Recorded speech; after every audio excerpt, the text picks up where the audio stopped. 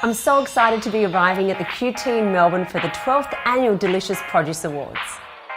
And I'm really looking forward to meeting this year's judging panel. It really is the best of the best, so let's have a chat to them.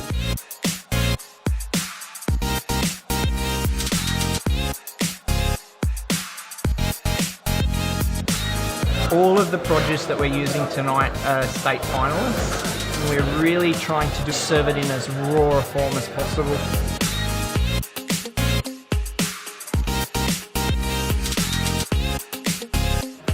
Maggie, what do you think makes these awards so special?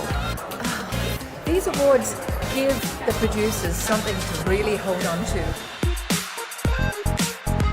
It actually celebrates the people behind us. You know, we wouldn't be in the position where we are if it wasn't for great produce.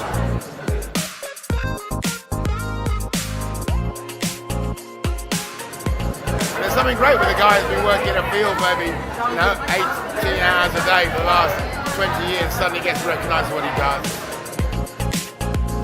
The Produce Awards have assisted with the establishment of small-scale producers in Australia.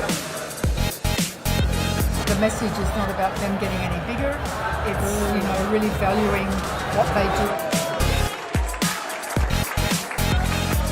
Knowing the story behind what's on your plate has become more and more important to people, and the chefs are the first to tell you that they're idolised for what they do with the produce, but the people behind them, life is not possible without great produce.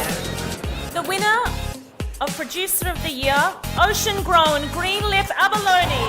I'm blown away. Wow.